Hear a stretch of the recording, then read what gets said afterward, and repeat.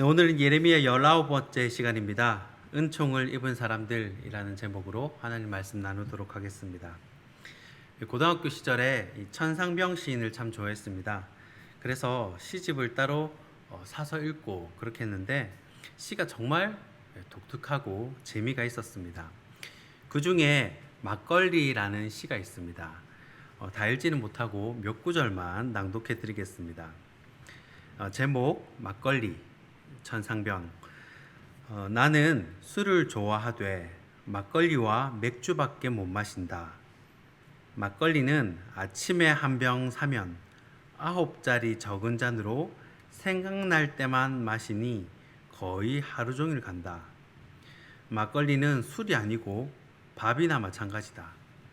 밥일 뿐만 아니라 즐거움을 더해주는 하나님의 은총인 것이다. 자, 천상명 시인은 막걸리를 통해서 하나님의 은총을 느끼는 것 같습니다. 아마 군사 정권 시절 겪었던 고된 세월의 흔적을 순간순간 잊게 해주기 때문이 아닐까 혼자 생각을 해보았습니다. 사람은 누구나 사랑을 받고 싶은 마음이 있습니다. 사랑을 받으면서 사는 사람은 삶이 행복하고 또 늘 기쁨이 넘치게 됩니다. 특별히 높은 사람에게서 받는 사랑을 우리는 은총이라고 이야기합니다. 그래서 우리는 기도할 때 하나님 은총을 내려주세요 라고 기도하는 것이 바로 하나님의 사랑과 은혜를 구하는 것입니다. 오늘 본문에도 하나님의 특별한 은총을 입은 사람이 2명 나옵니다.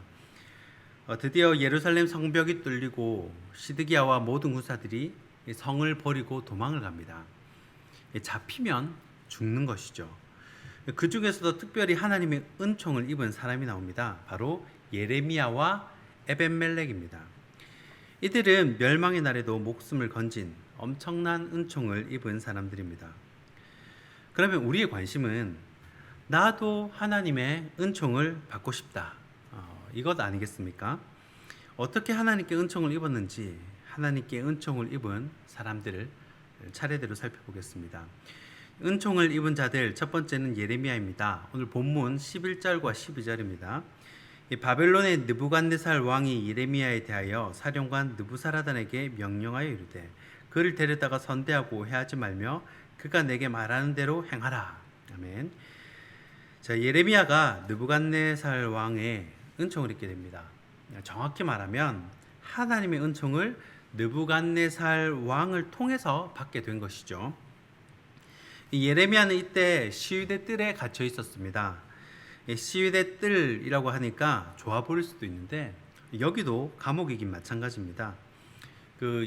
얼마 전에 소개시켜드렸던 예레미야 영화에 보면 성이 함락되고 또 주위에 불이 붙어서 막 불타고 있는데 예레미야는 여전히 이 시위대 뜰에 이 감옥에 이 창살이 갇혀져 있는 그 감옥에 갇혀져 있었습니다. 다들 자기 살기가 바빴겠죠. 드디어 초강대국 바벨론의 왕 느부갓네살이 입성해서 시드기야가 평소 진물을 본 장소인 이 중문에 앉아 있습니다. 이 도망가다가 잡혀온 이 시드기야와 자신의 아들 그리고 친애굽 신하들이 이 포박된 채 느부갓네살 왕 앞에 끌려온 것입니다. 그리고 이 대신들 그리고 아들이 잔인하게 처형을 당합니다. 그런데 예레미야는 느부갓네살 왕에게 특별한 은총을 입습니다. 쉬운 성경은 본문 12절을 이렇게 번역해 놓았습니다. 예레미야를 데려다가 그를 잘 돌봐주어라. 그를 절대로 해치지 말고 무엇이든 그가 원하는 대로 해주어라. 이렇게 번역을 해 놓았습니다. 이 바벨론 왕의 이런 호의는 굉장히 특별합니다. 예레미야의 이름을 느부갓네살 왕도 알고 있었다는 것이고 또 그의 눈에는 이 예레미야가 친 바벨론 인사로 보여졌다는 것입니다. 예레미야는 하나님의 말씀을 선포했을 뿐인데 이 느부갓네살 왕의 눈에는 다르게 보였다는 것이죠. 그렇게 목숨을 구하고 자기 백성과 살게 된 예레미야지만 이 폐허가 된 예루살렘, 무너진 성전을 보면서 참 그의 마음은 여전히 편하지 않았겠다라는 생각이 들었습니다. 왜냐하면 자신이 그렇게 외쳤는데 결국 하나님의 말씀을 듣지 않고 망해버린 도시를 바라보면서 왜 예레미야가 눈물의 선지자인지 알 수 있을 것 같았기 때문입니다. 은총을 입은 자 두 번째는 에벤멜렉입니다. 오늘 본문 17절과 18절입니다. 여호와의 말씀이니라 내가 그날에 너를 구원하리니 내가 그 두려워하는 사람들의 손에 넘겨지지 아니하리라. 내가 반드시 너를 구원할 것인즉 내가 칼에 죽지 아니하고 내가 노량물같이 내 목숨을 얻을 것이니 이는 내가 나를 믿었음이라. 여호와의 말씀이니라 하시더라. 아멘. 자, 에벤멜렉은 성경 전체에서 예레미야 38장과 39장 딱 여기에만 나옵니다. 자, 예레미야 그 영화를 보면요, 바룩 대필한 사람이죠. 서기관 바룩 옆에 단짝처럼 다니는 흑인이 나옵니다. 맨 마지막에 예레미야가 이 폐허가 된 예루살렘 성을 보면서도 그 뒤에 쫓아오던 사람이 바로 바룩과 에벤멜렉입니다. 그런데 이 흑인이 유대인 영화에 왜 흑인을 캐스팅됐나? 흑인이 한 명은 흑인이거든요. 참 의아해했는데 그 흑인이 바로 에벤멜렉이었습니다. 에티오피아 출신의 이민자죠. 이 이방인이 하나님의 은총을 입은 것입니다. 하나님께서 친히 에벤멜렉의 이 선한 마음을 아시고 예레미야의 입을 통해서 구원의 메시지를 전달한 것입니다. 우리가 이 부분은 그냥 읽고 넘어갈 수도 있지만 사실 은총은요, 아무나 받는 것이 아닙니다. 은총은 아무나 받는 것이 아니에요. 하나님의 마음을 시원케 하는 그런 행동을 했다든지 하나님 마음에 맞는 그런 모습이 있었기 때문에 은총을 입은 것입니다. 다윗이 막내로 태어나서 아무도 알아주지 않는 들판에서 맡겨진 양들을 열심히 돌보면서 늘 하나님을 찬양하고 또 늘 하나님 생각을 하고 또 하나님께 편지도 적고 시도 쓰고 그런 모습이 하나님 보시기에 굉장히 이뻤다는 겁니다. 순수하게 하나님을 사랑하는 그 마음. 솔로몬도 마찬가지죠.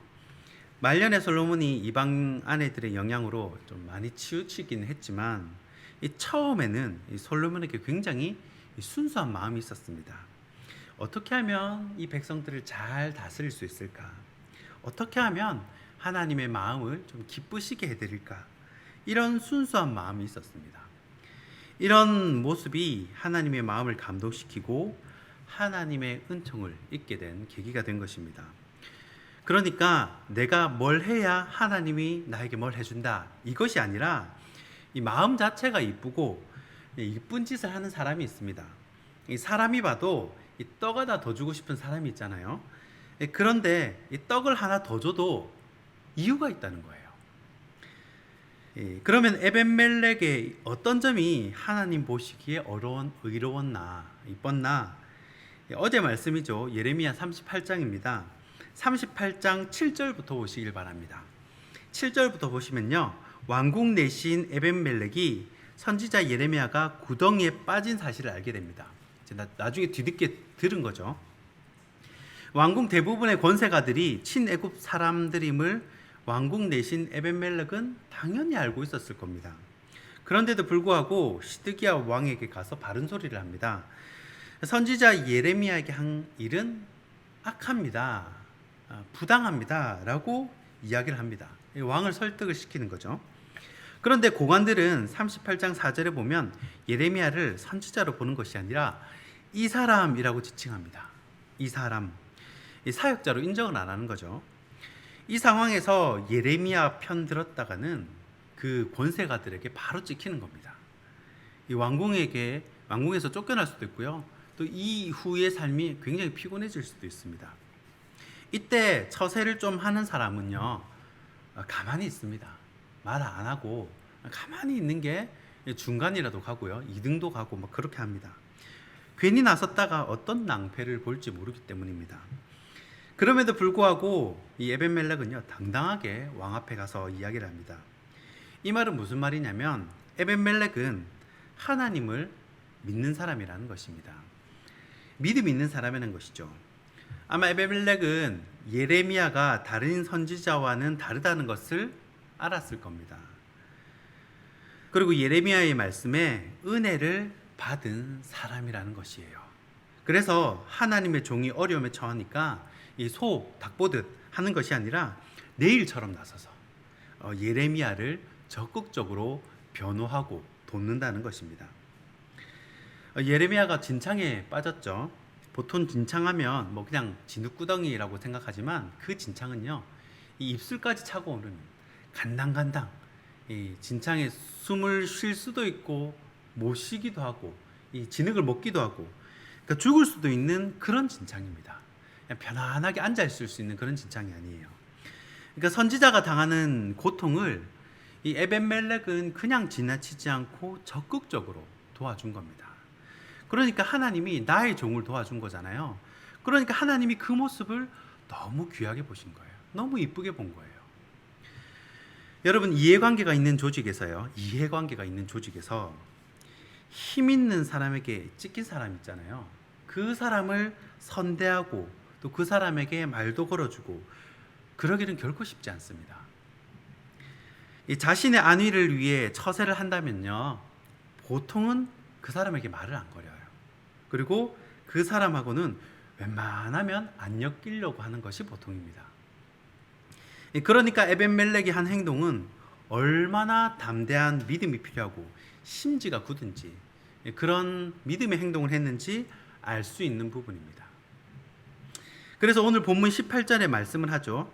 18절에 뭐라고 이야기를 하냐면, 예레미야가 에벤멜렉에게, 이건 이제 쳐들어오기, 느부갓네살 왕이 쳐들어오기 전에 예언을 한 겁니다. 이 에벤멜렉도 두려워하죠. 사람인지라 권세가들이 예레미야를 돕고 이렇게 찍힌 걸 본인도 알았을 거예요. 그리고 쳐들어왔을 때 죽을 수도 있다. 왜냐하면 내시니까 바로 처형 1순위잖아요. 그런 두려움이 있었다는 겁니다. 그러니까 예레미야가 하나님의 말씀을 듣고 바로 이 에벤멜렉에게 전해줍니다. 무서워하지 말라고, 두려워하지 말라고.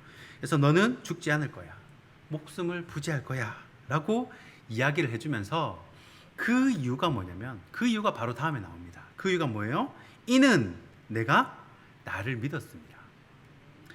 자, 에벤멜렉은 하나님을 보고 행동한 믿음의 사람이었습니다. 하나님은요, 이 모습을 하나님은 귀하게 보셨다는 겁니다. 자, 말씀을 맺겠습니다. 하나님의 은총을 입은 사람은요, 다 이유가 있습니다.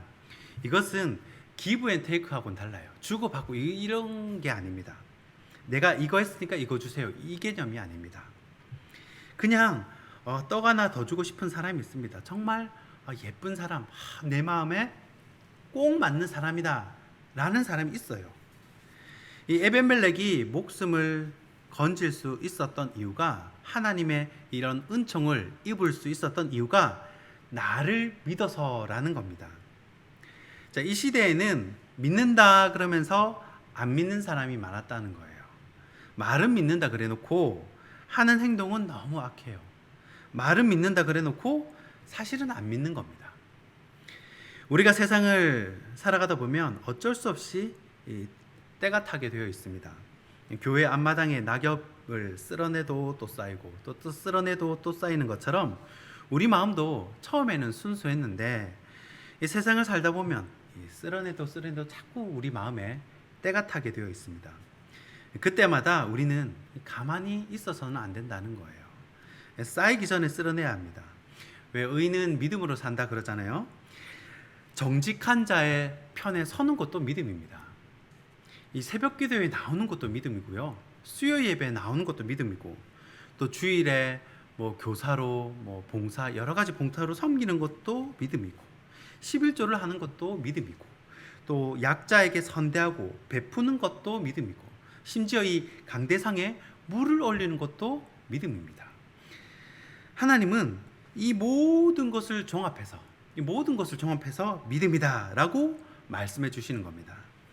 이 에벤멜렉과 예레미야의 믿음을 기억하시면서 오늘도 하나님의 은총을 입는 저와 여러분이 되길 주님의 이름으로 축원합니다. 기도하겠습니다.